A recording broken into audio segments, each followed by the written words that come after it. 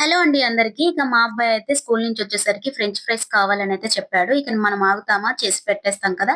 So, అలానే నేను potatoes అయితే కట్ చేసేసి బాగా ఉడకబెట్టుకొని ఇట్లా స్మాష్ చేసి పెట్టుకోవాలి. స్మాష్ పెట్టుకున్న వాటిలో కార్న్ ఫ్లోర్ అంటే మొక్కజొన్న పిండి ఎంత కావాలో అంత బైండింగ్‌కి సరిపడా ఏసుకొని దాంట్లో కాస్తంత సాల్ట్ అండ్ కొత్తిమీర వేసుకొని చక్కగా బైండింగ్ చేసుకొని ఒక చపాతీ ముద్దలాగా చేసుకోండి. చపాతీ ముద్దలాగా చేసుకున్న వాటిని మనం చపాతీలాగా తట్టుకోవాలనమాట. తట్టుకున్న తర్వాత ఫ్రెంచ్ ఫ్రైస్ షేప్‌లో కట్ చేసేసుకోవాలి. ఫ్రెంచ్ ఫ్రైస్ షేప్‌లో అంటే పొడవుగా ఎన్ని స్టిక్స్ లాగా అయితే వస్తాయో అన్నీ కూడా కట్ చేసి పెట్టుకోవాలి. ఇలా కట్ చేసుకునేటప్పుడే మనం ఆయిల్ అనేది బాగా వేడెక్కి ఆహ్, కాగబెట్టుకొని ఉంచుకోవాలి. కాగబెట్టుకున్న దాంట్లో మళ్ళీ సిమ్‌లో పెట్టుకొని కాగిన తర్వాత ఈ ఫ్రెంచ్ ఫ్రైస్ ఏదైతే కట్ చేసి పెట్టుకున్నామో వీటన్నిటిని కూడా వేసి మంచి గోల్డెన్ కలర్ వచ్చేంత వరకు బాగా ఫ్రై చేసుకోవాలి.